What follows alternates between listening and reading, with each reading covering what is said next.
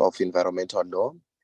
And we are part of the team that is convening this dialogue together with Center for Democracy and Development in Mozambique and the Southern Africa Resource Watch.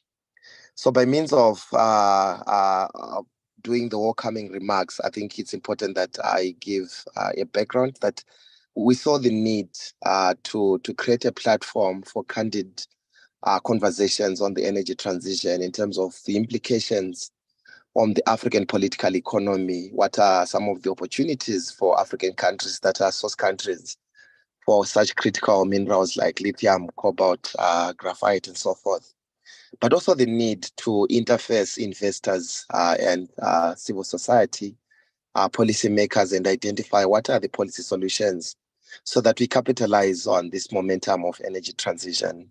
So the idea of the energy transition in Africa Dialogue Series was birthed out of that realization that we need to create a collaborative platform for dialogue, solely for dialogue, but identifying be it research gaps and opportunities for further research, be it gaps for further policy-related work at a continental level. So we started the first dialogue sometime in March, and we missed an opportunity to do one in April. Then CDD then was supposed to do one in May, but ideally we convene these dialogues at the end of each and every month, like 30 May, 30 June, and so forth. So this is the second edition, and our colleagues from the Center of Democracy and Development in Mozambique, they are leading us in this discussion, unveiling a path for benefit sharing from the energy transition. So I wanted to welcome you all. Please feel free to sign in, drop in your names and the organizations that you're representing in the chat box, your expectations. It's an open conversation, and I think Gabriel will introduce us to the key speakers. Thereafter, I think we can kickstart the conversation. So once more, thank you so much, and over to you, Gabriel. Obrigado. Thank you, Farai, for these opening remarks. I think we lost 15 minutes. Then to make up to the session, to make up for this lost time, I think we can ideally move to the first session, where we are going to explore benefit sharing in critical mineral exploitation, looking at the various contexts in the African continent. So here we are trying to see some challenges and lessons learned, and we are counting on Mukasiri Sibanda from Tax Justice Network to kind of give us this snapshot of what is the benefit sharing across the countries in our continent. Mukasiri, please. The floor is yours. It's over to you. Thanks a lot, Gabriel, and CDD, Bella, and Sarah for convening this platform. I know because of limited time, I'm not going to go into further details to thank you and appreciate you for this very timely and important conversation.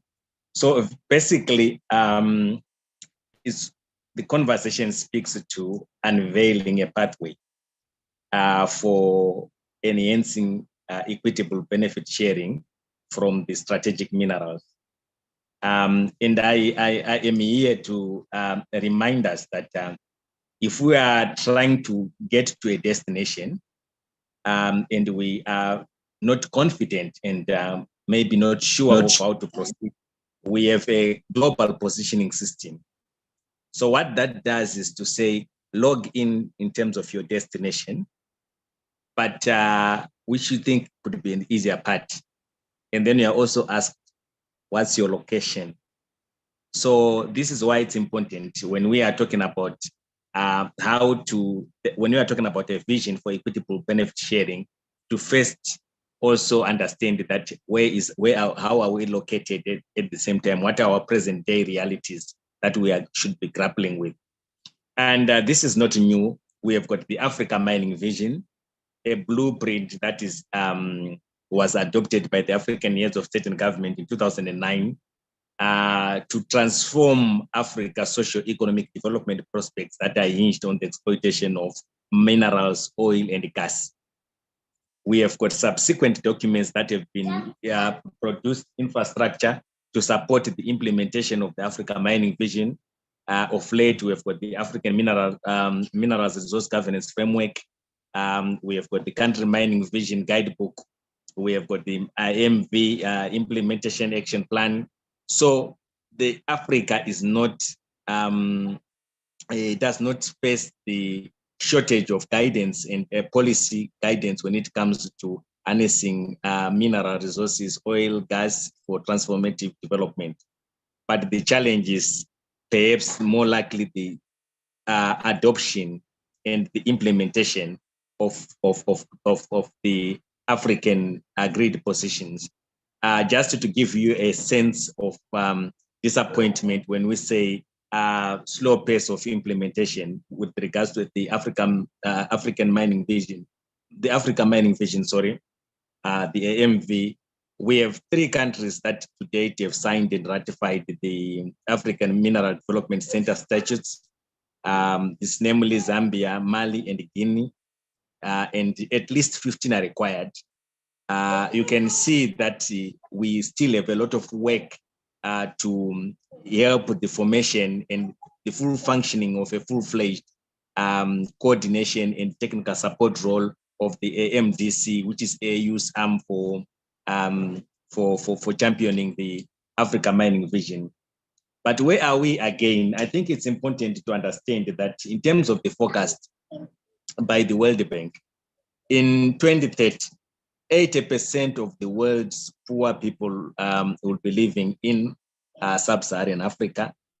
And out of that, 75% will be from resource-rich countries. And that's projected to 2030.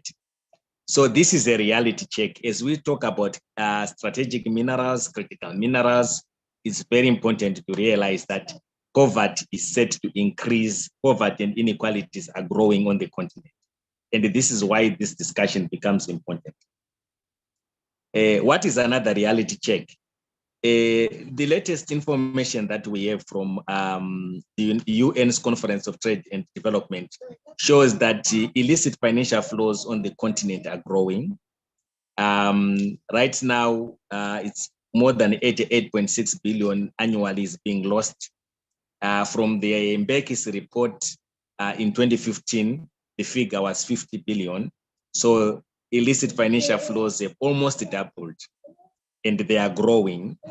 The extractive sector, mining, oil and gas sector being the epicenter of those losses, because our economies structurally are still mirror the colonial setup of providing raw materials, low value added exports in terms of commodities to developed countries, while we import high value added commodities.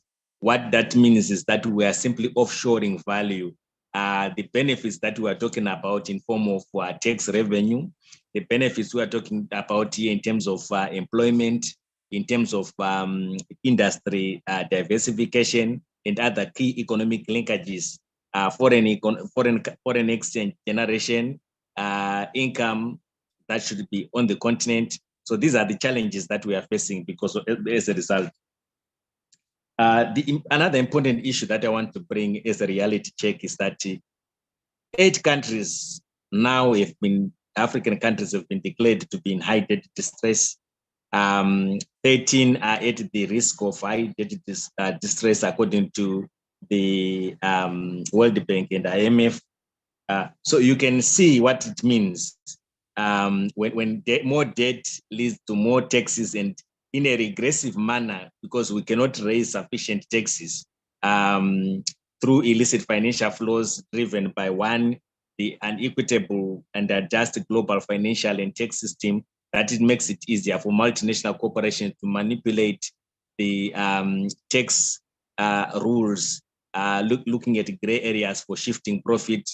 As an example, we are also looking at overly generous tax incentives, like in the words of the current president of the African Development Bank, Adesina, too much fiscal sugar, which also leads to fiscal diabetes, where we engage in a race to the bottom tax competition, making sure that we either waive taxes, giving tax holidays, or reduce the tax rates to try to attract capital. So we hope that if we get inspiration from the Africa Mining Vision, from the African Mineral Governance Framework, and as well as the African Continental Free Trade Agreement, which presents big opportunities, I think, when we are talking about unveiling the path. I don't think it's about unveiling, it's about revisiting the infrastructure that is already there and how we can escalate its implementation. So the things that I wanted to point here is that when you have when you are in debt crisis, as many resource-rich African countries are facing, you also create an unstable economic environment that forces capital to seek safer destinations in terms of investments. So there is also capital outflows that are growing on the continent because of the debt distress that makes the country unattractive for investment. What else is important to note is that, take for instance, South Africa.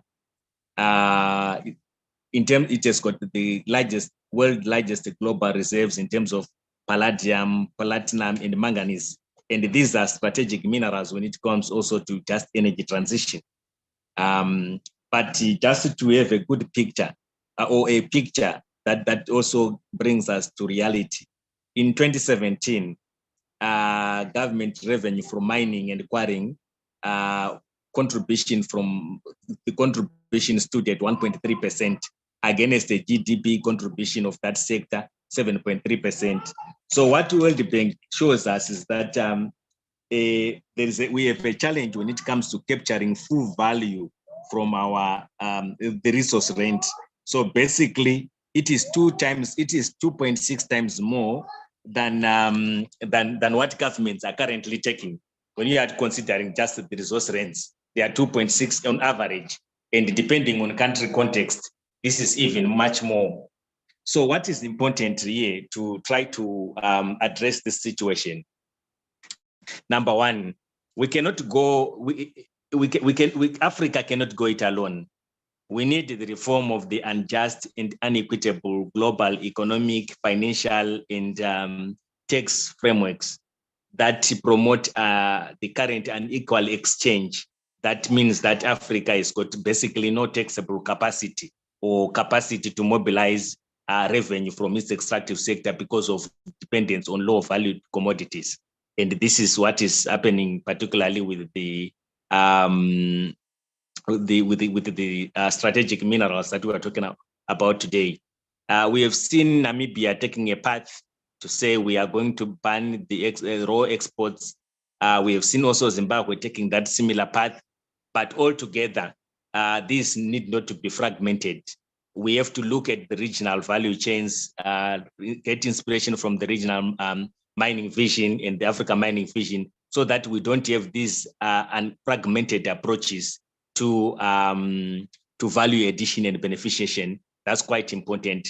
And the same also applies to indigenization. When we say domestic capital participation and ownership in the mining sector, yes, Kenya has moved to say 35%.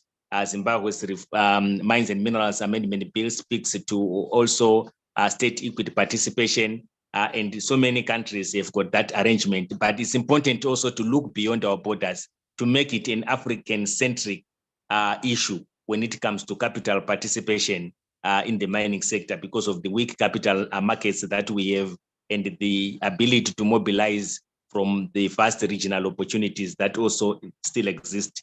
Revamping our tax framework is also quite important, in particular, making sure that we don't give away our taxing rights through tax incentives, which are overly generous. I think that's need to be looked at closely. Benefit sharing arrangements between the central government and the local government, where those resources are located, is quite important. Beyond fiscal linkages, which are quite critical, we also have to emphasize on those broader economic linkages. And again, this is where the African Continental Free Trade area comes into play. Instead of, when you talk about local content, we should not be fragmented. Mozambique on its own, Zimbabwe on its own, Nigeria on its own. But how do we broaden it to ensure that within Africa, we can be able to grow the supply chain linkages that are quite important? We can also be able to look at downstream industries from that regional value point instead of being inward looking for just at country level. I think this is quite fundamental. Then exploring some of the issues like community ownership schemes is also quite important, and also fiscal decentralization or revenue sharing arrangements that are very clear between central government and local governments to avoid some conflicts. I think to conclude, because of the limited time, I just want to underscore that we do not have to reinvent the wheel. We have the Africa Mining Vision and its subsequent policy infrastructure, such as the African Mineral Governance Framework, the Country Mining Vision, that robustly guides how we can widen up the doors when it comes to equitable benefit sharing from our strategic minerals. And this speaks to the fiscal and economic linkages being the key route for enhancing that. So it's about pushing our countries, pushing our regional economic blocks, pushing the AU to have that harmonized approach.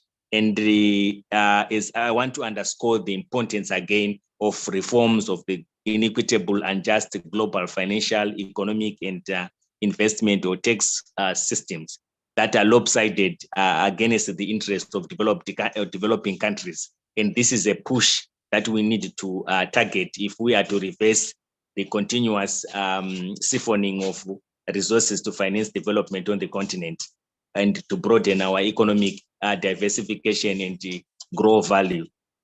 This is it from me. Thank you.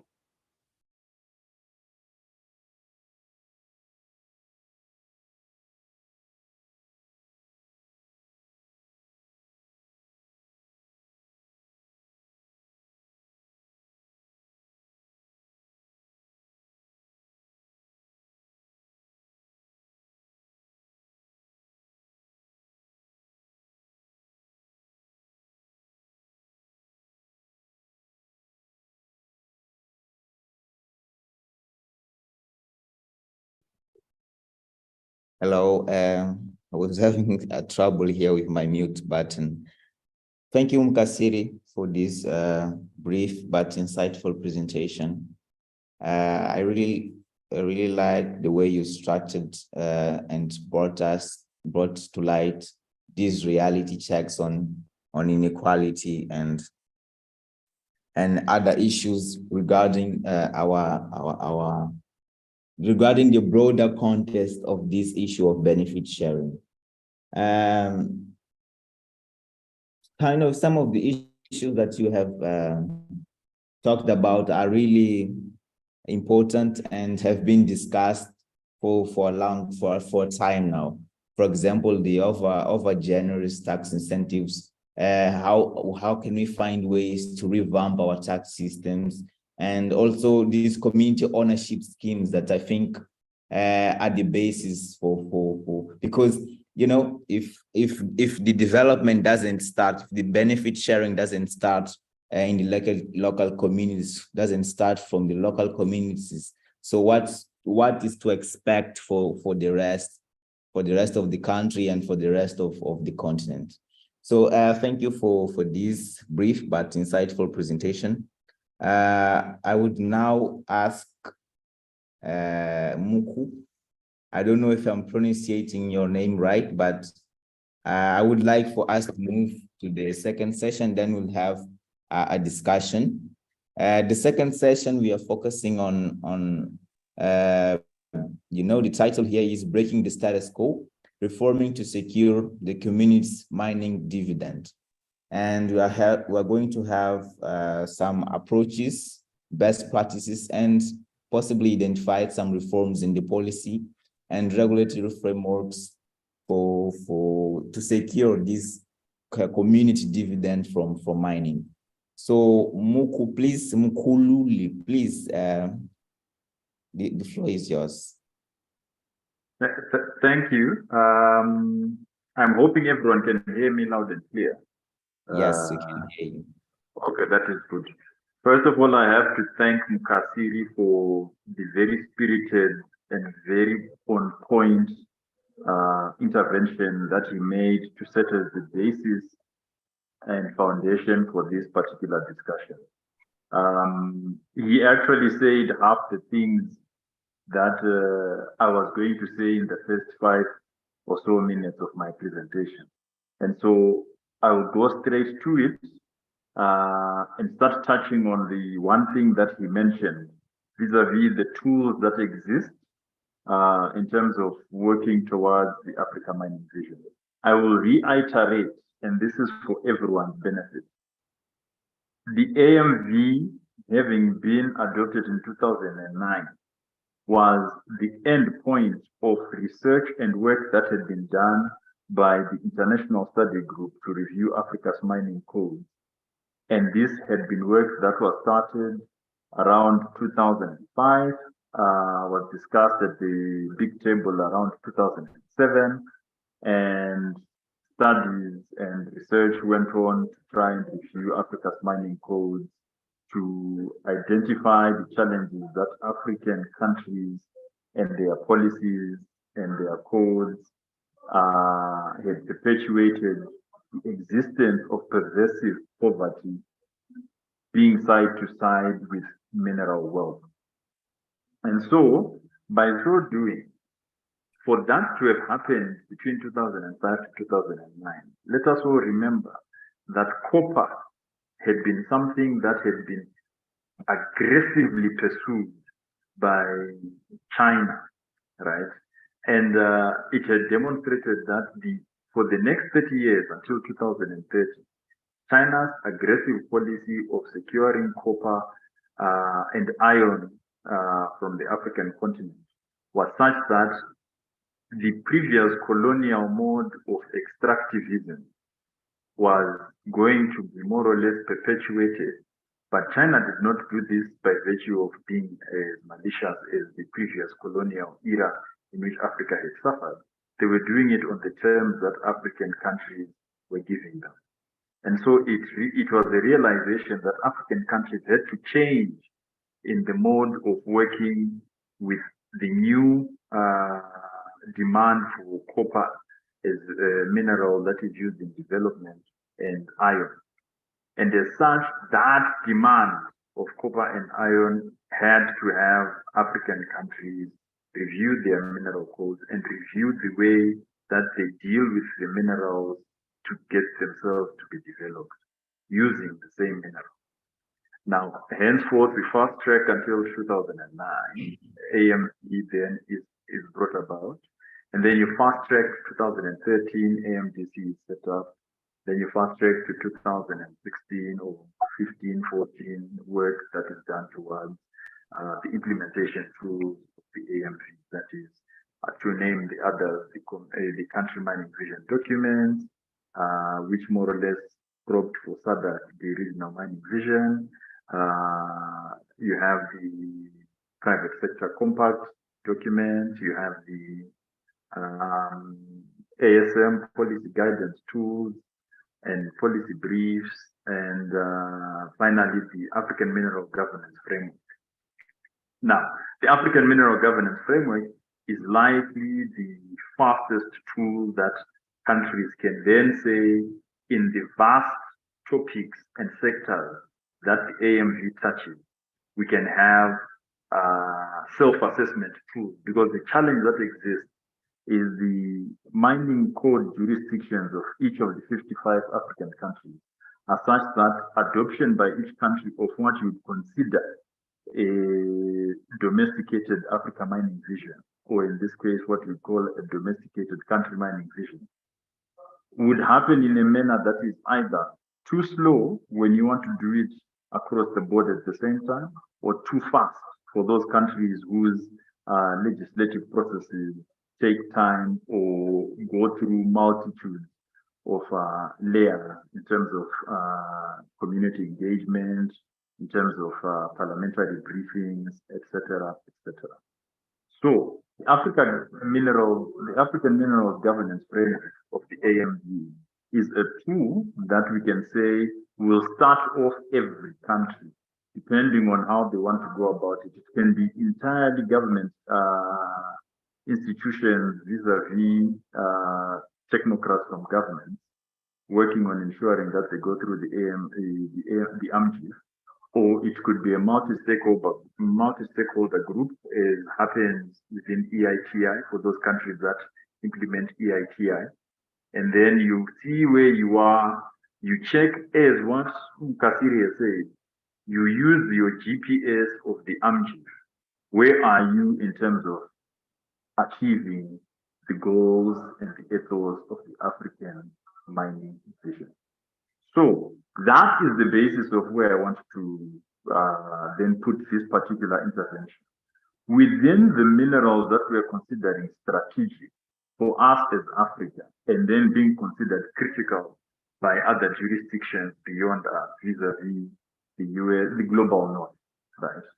Europe, the US, and to an extent, even part of the other global north countries that are not necessarily in the north, Australia as well.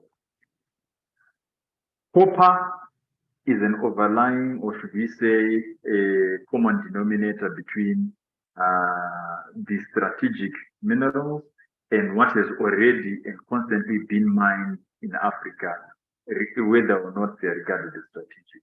The only difference now is the growth and demand of copper, right, is now going to be probably 50 times more based on the need to transition from fossil fuels to green energy that will utilize, of course, components that work within or work with copper as part of the storage infrastructure or even electricity transmission infrastructure. That being said, what it means is this is not a new session for us. What is new for Africa is the level of demand. And as such, had we, from the day that we instituted the Africa Mining Vision in 2009, had we taken it as seriously as we were supposed to, right now would have been part one or phase one of reaping the benefits of the Africa Mining Vision. Countries right now would not, African countries would not be running around trying to figure out who can then work with them in terms of the resources they have on the ground towards the green transition and all that. And this is a cyclical situation. Right now, we're talking about these minerals being considered strategic, green, critical, right? But should that moment fade vis-a-vis circa 2050, 2060, if we have not mandated the Africa Mining Vision being our minerals development ethos on the continent, we will still be looking at and facing the challenges that we were facing in the year 2000, in 2005, in 2009, in 2023, right now, in 2030, 2035. The AMV is not a necessarily mining focused document. It's an industrial build template, right? Africa was built, or rather the 55 nations that are in Africa were built on the ethos of divide and rule, and that divide and rule was based on the resources that were being extracted in each and every one of those countries. So for most mining jurisdictions on the continent, the issue has always been from pit to port, as Dr. Marit would like to call it. You're getting the minerals from a pit, putting infrastructure to ensure that they are exported raw to a port, via a port. If we are then building whatever the infrastructure the continent requires to meet this green transition, building that infrastructure using our own minerals within the ethos of the AMV The challenge for us should not be whether or not we are going to be facing demand or lack of demand in the mineral. It would be an actual developmental leapfrog by each and every African country. It will be slow initially, but once the benefits and the dividends start coming in, like I said, if in 2009, if we had at least 2 countries, right, ratifying the AMDC statute, it would mean that by now the AMDC has ensured that at least, let's see what's that, at least half of the African countries on the continent are ready for the current transition. We would be dominating the narrative of the energy transition right now by virtue of us choosing which minerals we are going to be working with, choosing which partners we are going to work with in terms of industrializing those minerals for the green transition. Right? That would be we would be the main broker of the energy transition. Right now, we are technically the main seller, as has always been the case, which is something that we need to change. So the narrative of equitable and beneficial and transparent and the optimal exploitation of these minerals, just because we are discussing the green transition, has always been on the table. Now that it is being put on the table by the former colonial masters and the developed world, we now want to discuss it as though it's a new topic. May we please realize that the cyclical nature of minerals development and minerals extraction on the continent needs to stop. And we need to run that narrative on our own. So the AMG is definitely, as Kasiri would say, our GPS for whenever we see ourselves or find ourselves in the current situation that we are in. Yes, I know there are other countries that will always talk about them having the largest reserves in this and largest reserves in that, but those reserves have always been there. What is going to change it now? If we are going to take now as the auction moment of we have now become the most attractive person in the room again, then when that attraction fades, then what? We should not be in a position to wait for attraction moments. We should be in a position of being the model industry giants. We should not be just there to be standing as models. We should be the fashion designers of the industry. And as such, I'm coming from a position of how AMDC is looking at the current moment and the current nexus of the green transition, the energy transition, and the minerals that exist on the continent. Go to the baseline situation. Where have we been and where are we going? AMV is our compass. We then look at, if we are talking of which regulatory frameworks to follow up on, which policies we should adopt. Once again, AMDC in 2015, 2016 had visits to countries that have the same minerals as us in Latin America and where they are. For instance, we'll take the comparison between Chile and Zambia, right? Chile is a copper producer, Zambia is a copper producer. At some point in the late 60s, mid 70s, Chile and Zambia had a near equal amount of production in copper. Chile went on to become an OECD country, and Zambia more or less has not moved from that third world development trajectory, unfortunately. But if we change that narrative, all we have to do is just not necessarily copy what Chile did, but understand the ethos that Chile pulled off, the Codelcos of this world, the enemies of this world, and got to where they are right now. We can understand that Zambia could have done the same, and as such, there is no shortage of policy frameworks that can be copied, that can be adopted, that can be replicated, that there is no shortage of such. What we need to do is change the way that we are looking at our mineral sector on the continent. And that blueprint is being given, of course, by the Africa Mining Vision. I had to come from that perspective so that we realize it's not rocket science. And as such, we may choose to put our heads in the sand and think that this is a moment that we need to up the ante, but the fundamental of development using our resources and commodities are always going to be the same. And as such, let us do what has needed to be done ever since 2009. Let us continue the work. So with that in mind, I think that is my current input. Everything else that aligns to the AMV, all the pillars, geological and mineral information systems, and their development on the continent are still more or less something that we need to develop at an accelerated pace. ASM issues are still issues that we need to be developing and dealing with. And those are actually the ones that more or less touch on community development, environmental and social challenges,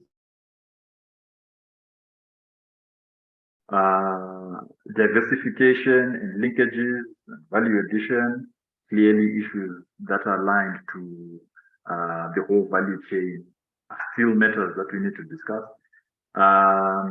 And then, of course, the issues of fiscal policy space that is aligned to minerals development and revenue and takes illicit financial flows. All these are matters that we have always been talking about within the AMG. And as such, as AMGC, we will continue working on them. It's just unfortunate that it seems we are being driven by the narrative of the cyclical nature that is externally driven rather than us owning our own Africa Mining Vision document and then moving with it. However, we will not give up. We'll all work together, and that is why I believe even this dialogue series is necessary. We'll keep on reminding ourselves on what is needed to happen, and we'll continue to push for it to happen. Thank you for now.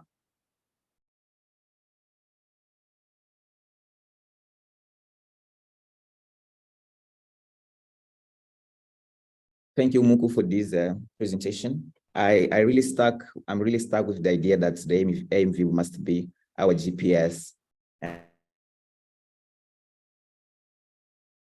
And looking at this, I think regarding strategic mineral exploitation, as you said, the minerals were always there, and we are kind of in a path-dependent, using path-dependent strategies, replicating what was done in the colonial time.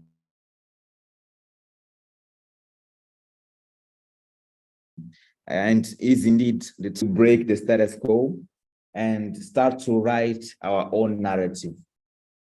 I think we'll have some comments on the things on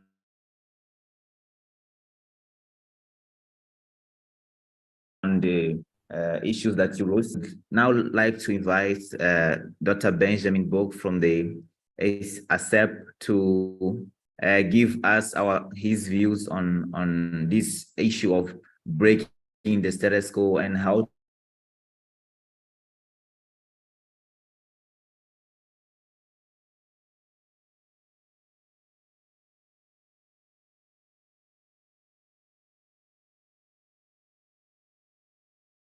to reform to secure this mining dividend.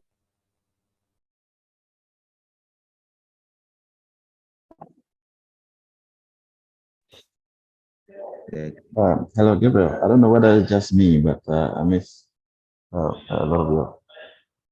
That's going to come part of your question. Can you hear me? Yes, we can hear you.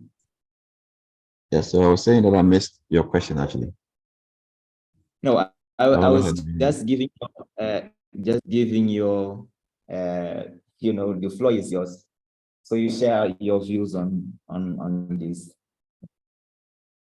Right. Okay. Thank you. A big disclaimer here. I'm not a doctor, so that's I'm not called to order by my colleagues. All right. Well noted. And the hard to be doctors. Yeah. No, I think I agree significantly with the conversation that are happening. That is an opportune time. The continent cannot do business as usual. We need to remodel how we benefit from our natural resources, particularly those that are deemed to be critical for the future of energy.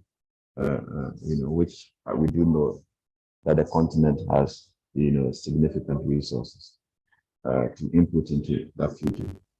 What I think we really need to do is to go beyond, the fact that we have the resources. I mean, it's known, it's not new.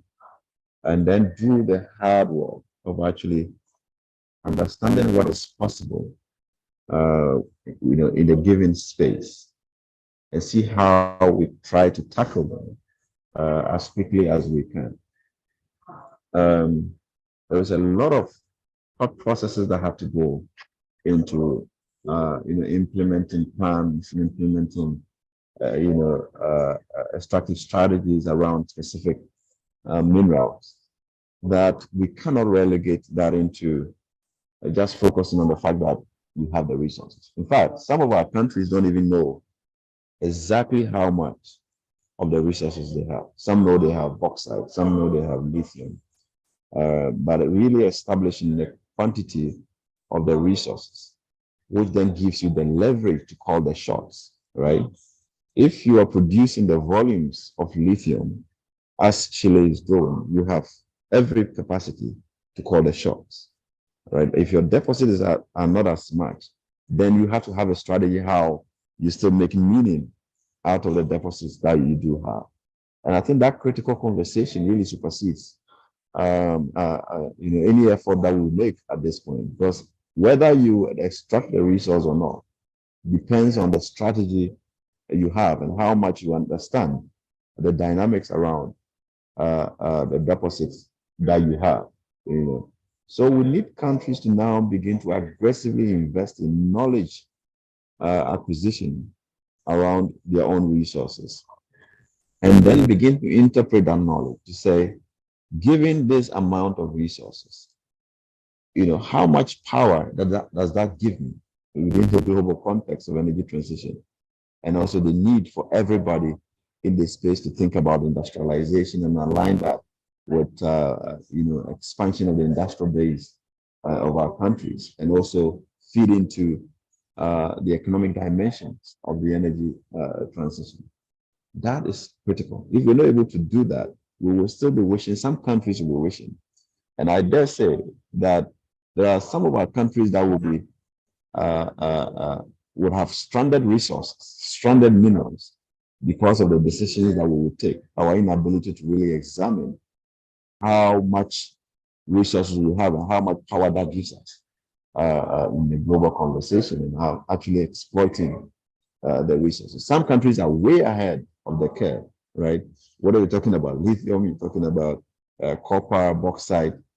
Other countries beyond Africa are aggressively producing these resources, and even have capacity to produce more, all right, to service the global economy.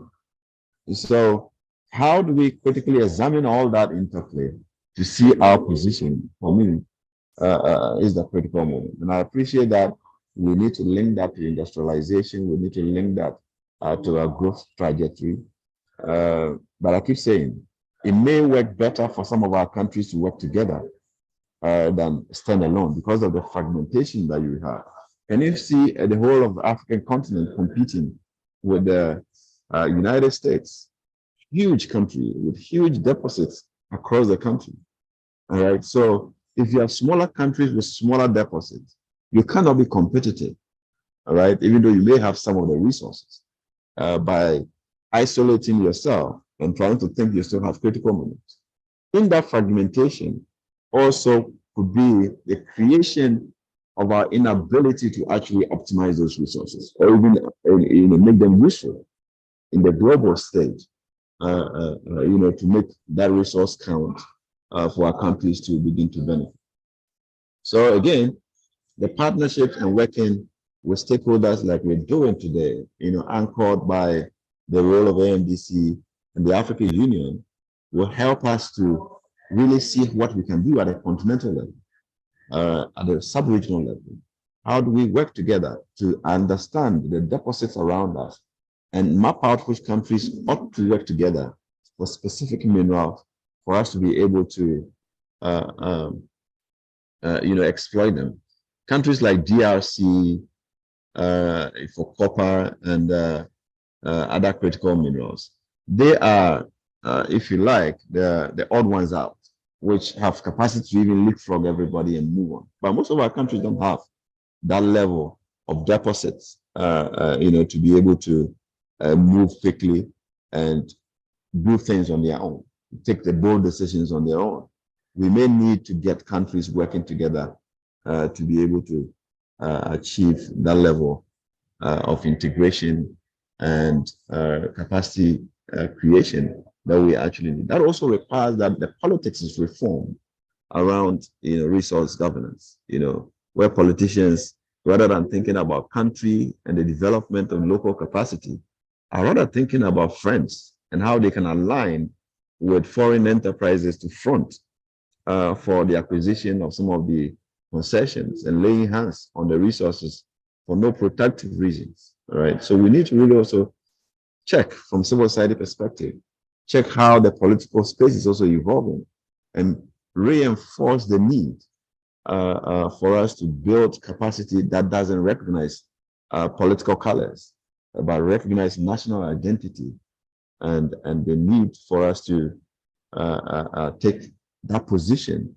of building capacity and aggressively developing our resources through local mobilization. If we continue the way we're doing, where you're only recognized because of your political party, your political affiliation, and what a politician wants from a business, we will still keep talking about owning and having resources for another 10, 20 decades without achieving anything from that perspective.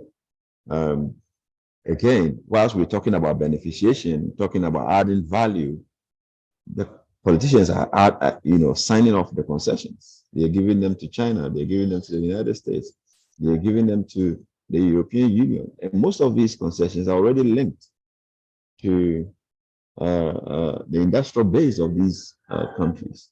So if you already signed 20, 30 years concession, by the time we are done analyzing what we need to do to add value, the concessions are already signed and tied to those refineries and plants outside our continent. So we need to quickly mobilize to be as robust as we can in analyzing what we have and what we can do with them, and roll out a concurrent strategy and plan to ensure that whilst we are awarding the blocks, we really know why we are awarding those concessions, and not jump ahead of ourselves or award the concession before we get to know exactly what we need to do with our resources.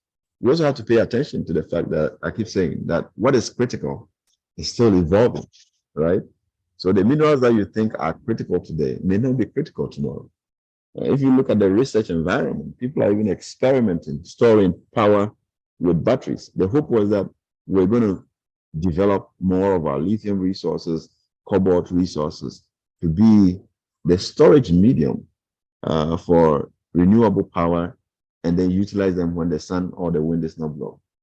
But now you have technologies emerging. I mean, for example, China is now doing more into the future. They're going to do more of sodium-ion batteries, which is plentiful and abundant in many parts of the world. It's not Africa that has monopoly over those minerals. All right. 10 years back, we were thinking about the difficulty to produce batteries without cobalt, to generate the power density that you need for electric vehicles. Today, we have LFPs that are with cobalt free, and a lot of the cars that are coming from China don't even use cobalt in their battery technologies. All right, so we need to really be robust. Some of the minerals we have to be as strict as possible to see what we can do with them whilst they are relevant, to cash out, to develop other resources. All right, so that aggressive thinking for me is the most critical resource that we need to provide to back our deficit, because we know that we have the deficit already. I think I can leave it here and contribute as the conversation evolves. Thank you. And apologies for calling you daughter. Again, thank you for this presentation. And I'm really, from what I got, the countries don't have yet knowledge of their reserves. And this is a critical thing when you think we are about to make these big investments. We have all these talks about using our resources to develop, but we don't yet know how much resource of which minerals we have. So this thing this idea of yours, which I highlight as a takeaway as one of the takeaways from this presentation is this investment in knowledge acquisition is indeed key for whatever agenda we are pursuing as African countries. And also the coordination. This is another highlight or takeaway for me, coordination between African countries and how that will help us strengthen or increase our relative how is it called? Relative competitiveness compared to the global north, to the big reserves, for example, from the US. These are some of the issues that you shed some light on, and I really thank you for that and for bringing us this idea that in essence, the criticality is not a static thing, it's the dynamic. You have these minerals, we have these minerals, we are discussing them as being critical today, but this might not be the case in a certain number of years from today. So I would also like to link this to the discussion session and ask Mr. Benjamin, given that this criticality is dynamic, as you said, how can we then capture this window of opportunity while they're still critical and capitalize and get what we intend, which is the mining dividend from our resources? Yes, I think it comes back to the point about, having the agency to actually do the analysis now, to examine what is possible as quickly as possible, and then take decisions based on those critical analysis that we're doing. I think there are resources in our context, in country. I mean, the AMDC is there. We have state institutions that have worked on our mineral resources for years. If we would charge them and hold them to account, they should be able to generate a pathway that enables us to take advantage of the resources that we have as quickly as possible. Even where there are emerging technology, competing technologies, we still have those other resources. I mean, for example, even if you are looking at sodium-ion batteries, which in my mind will become the most used, even though it has lower energy density, because of the cost advantage that it has, will become very prominent in the next few years. We still have the sodium in our context. All right. How do we also participate in the production, not necessarily signing contracts with foreign companies, but how do we participate in the production of these components, battery components, and also the batteries themselves, to be able to meet our needs? And that is the economic conversation that we need to have, so that we don't fold arms and become importers of technologies necessarily.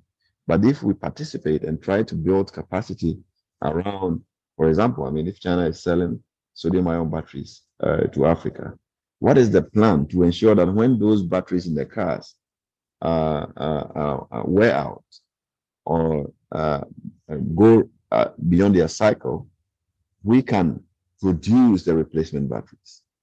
All right, or we can even produce some of those batteries for the three-wheelers and other cars that we will also be using in our context. We have opportunity to learn from what other countries are doing, link the academic institutions and research institutions to the evolution of the renewable energy space, so that we can also begin to explore the technologies that are emerging and how we can add to work. I mean, you go to China, what they are doing there is just copying American technology and changing names and rebranding.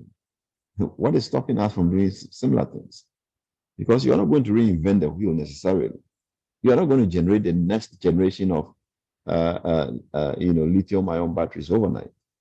All right. We can also engage in that research, understand how it is done, find ways to rebrand them, and also sell to our market, even if we cannot, go beyond the African market.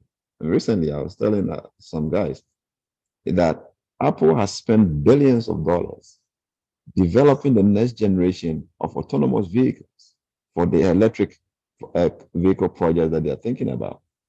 Some Chinese have stolen the source code and already implementing it in China, right? So you can't reinvent the wheel necessarily when the technology exists. You have to explore what is available. If there's a chance for you to add to it in the name of patents, avoiding patent violation, you do that. But you have to build on existing technologies. So we can't fold arms and think that for us, it is really about signing contracts with foreign businesses, signing concessions and ensuring that companies abide by rules.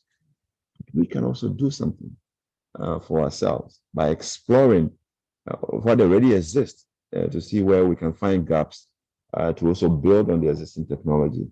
If you don't want to call it copying, right? Just build on existing technologies and see what impact we can also make on the global stage. Thank you. Thank you for that clarification. And yes, I think we all agree we need to do it now and build on what exists already. So this is the way forward. And thank you for this clarification. I would then go back to our first speaker, Mukasiri.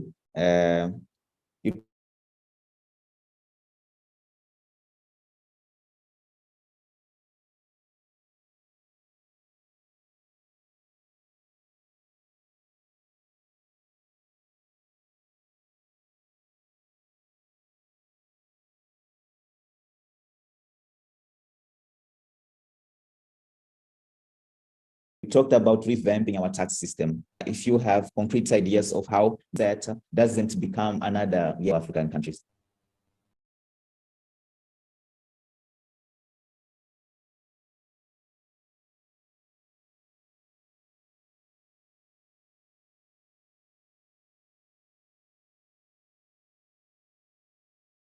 I think Mukasira, can you hear me? Comrade Amir, you want me to say my closing remarks? No, I was asking if you could give more concrete ideas, strategies to revamp our tax system, as you said in your presentation, in your intervention later. Could you please give me some practical strategies of how can we use the mining sector and not let it turn this agenda of energy transition, this dash to strategic minerals, onto another false promise of development? Okay, thanks a lot, Comrade. I think to start with, when we talk about benefits, like I said, reading the Africa Mining Vision, two routes that you can pursue, not in isolation, but very linked. We are talking about fiscal linkages and general economic linkages that should be accruing from the exploitation of resources. But since here I'm supposed to just to talk about the tax linkages, that's what I'm going to zero in on. The first thing is about understanding the taxable capacity. If you are only confined to the bottom of the value chain, that is producing raw materials, exporting them either as raw or partially processed, then you are talking about low added value commodities. And with it comes also limited opportunities to grow your tax revenue base. And more so, again, in terms of the collateral damage, you are missing opportunities that are there to promote mining linkages with other economic sectors, which also can promote a broader tax base. When you talk about the development of upstream, downstream, side stream linkages within the mining value chain and off the mining value chain. So that diversification of the tax base is quite important. And it comes through the trade-offs that are involved when you are looking at a tax, designing your tax system. You are not only looking at maximizing or optimizing revenue directly from mining, like Mkululi earlier on highlighted. The Africa mining vision is much more than mining. It's a broader industrialization strategy. So what it means is that if there are some taxes that you have to forego, so that at least you can stimulate industrialization of development of downstream and upstream industry. Yes, you are going to do that because you are promoting greater economic growth, a wider and diversified, more resilient tax base, which can also work out very well. The second issue is about rooting out the tax incentives that creates that creates distortions, and these distortions that also make sure that they are inefficiently targeted and corruptly awarded, and a huge cost to the fiscus. So governments necessarily give away their taxing rights, embarking in a race to the bottom. So this is why when you look at the reform of the global tax system, we want a minimum global effective corporate tax rate, like 25%, which can ensure that companies, no matter multinational corporations, do not have a leeway to shift profits and then look for lower tax or no tax jurisdictions to maximize to shelter their profits and maximize their earnings. So I think that's another important thing at the global level. Then another important issue, again, when it comes to tax, is that the administration systems, because you are talking about the taxation of the extractive sector is quite complex. So it means that you also have to invest in capacity to ensure that administrative-wise, there is enough capacity to be able to monitor and audit, so that at least where opportunities can be closed for abusive transfer pricing, then clogged. The last thing on that note is also about thin capitalization. The way the capital structure is of investments in the mining sector are designed is that they are pro-debt instead of equity. Yes, we've got thin capitalization rules, but normally because of opacity and also secretive contracts, this is something that is bypassed. What do we mean by saying a pro-debt capital structure? The cost of debt is always net of tax. What it means is that you can prefer to put your money through a related party, through debt, so that before you arrive at corporate income tax, you can then be allowed to siphon off your financing costs with no tax being applied. But if you were to opt to invest through equity, the only way you can get your dividend is after firstly paying corporate income tax and thereafter paying withholding tax on dividend. So we also have to review the general financing arrangements, so that at least we can have a capital structure that militates against the erosion of the tax base, the income tax base. That's another important area to look at. I could go on and on because there are a lot of issues. Like as a matter of conclusion, you can also have a flexible tax regime that is self-adjusting. For instance, with sliding royalties, when the price of commodity goes up, the royalty scale just with pay as you earn or salaries, it also self-adjusts without need to create that tax policy instability. So these are some of the few tips that I can throw in for now. And not to forget again the additional profit taxes, windfall taxes. No matter how difficult they are to administer, this is the only way we can promote optimal revenue mobilization from the extractive sector. Thank you. Thank you, Mukasir. And from what I got, African countries still have too much scope to revamp their tax systems regarding mining exploitation. And just the examples that you gives us this idea that there is still much to be done regarding this particular issue of getting benefits from the mining, securing a dividend through revenues. So thank you for that. I would also, we have 6 minutes left. So I would like if some of the participants have questions that they put in the chat while Muku is giving us his perspective on how can we effectively run our own narrative. You said that the AMV must be our GPS. So how do we, as African countries, gain agency in this process? How do we effectively run our own narrative regarding the exploitation of strategic minerals?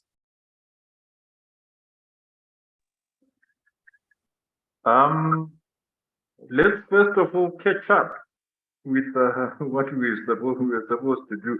It's like asking a child after starting school 6 years ago and not attending class,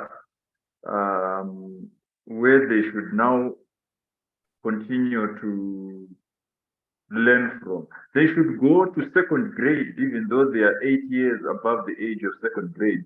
We go back to second grade, you learn what second graders know, you go to third grade, you go to fourth grade, all the way until you catch up to the knowledge you're supposed to catch up on. The work that was supposed to be done in 2009 is still there. Ben spoke of not knowing what we have on the ground. To this day, it was only last year at it was only this year at the mining endeavor that AMDC and the AU, right, signed a memorandum of agreement of working together with the Organization of African Geological Surveys, right? Reason being simple, we need a template that goes across the continent in terms of knowing what exactly exists on the ground.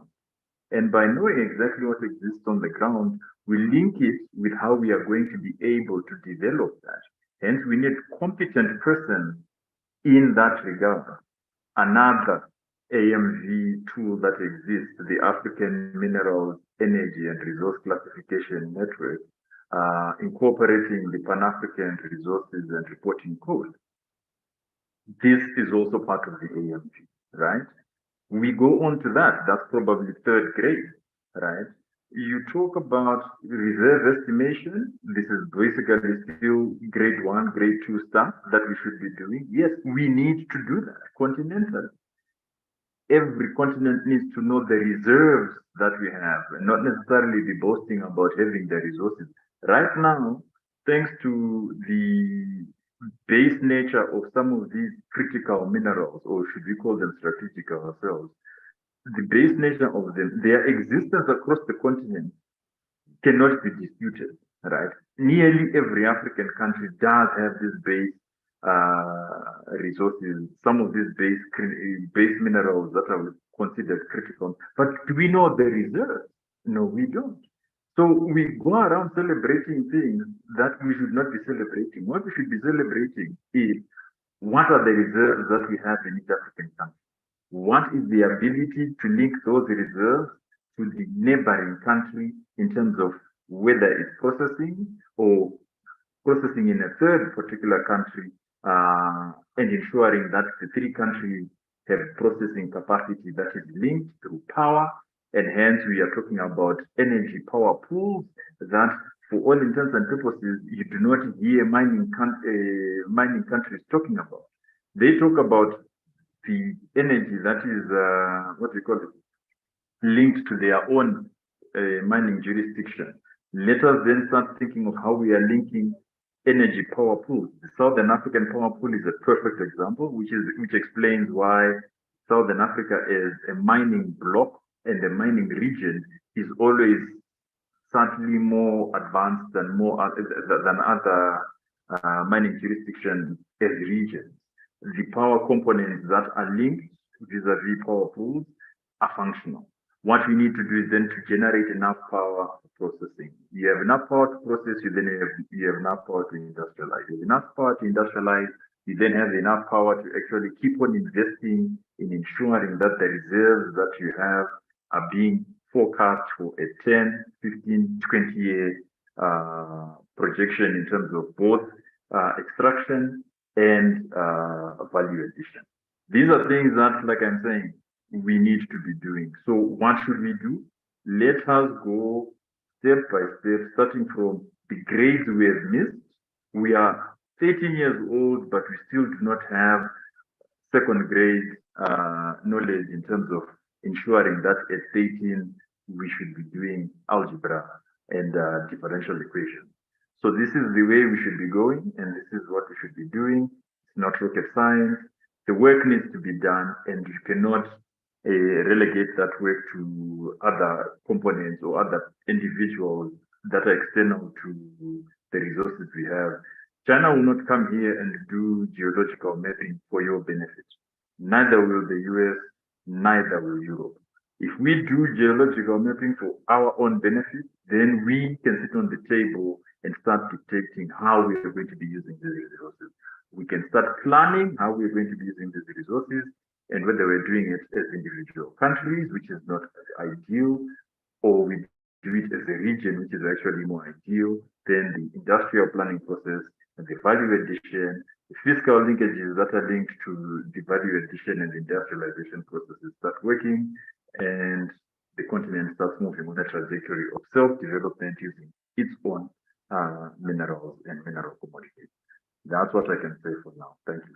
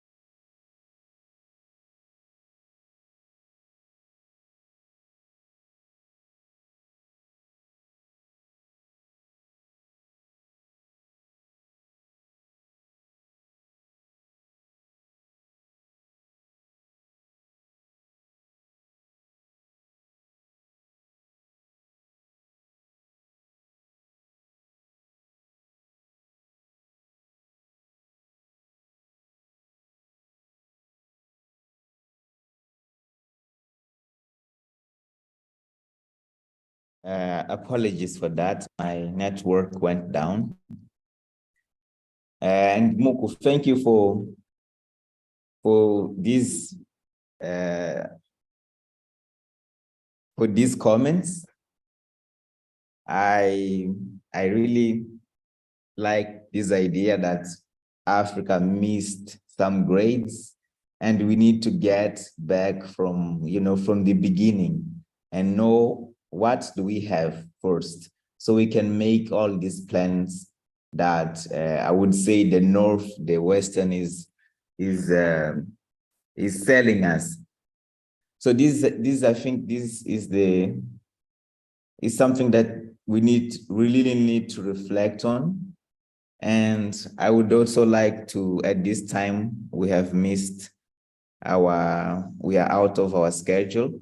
So I would like to thank our panelists, our speakers, and say that this is still an emergent initiative. We are trying to get to amplify these discussions, to have these discussions with multi-stakeholders from different parts of the continent.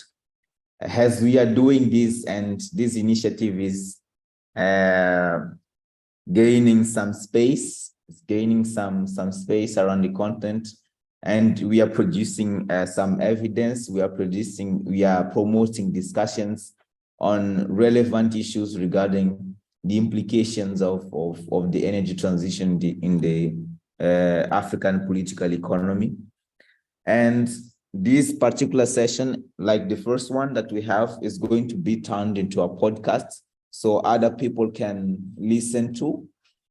So this is just one of the ways of benefit from all the knowledge that we share today here. We have live streamed this in our web pages, and also we are going to be turning it to a podcast. So we keep this discussion, we mainstream this discussion. So I would like to thank you all for your contributions, and expect to see you in our third session in the next days.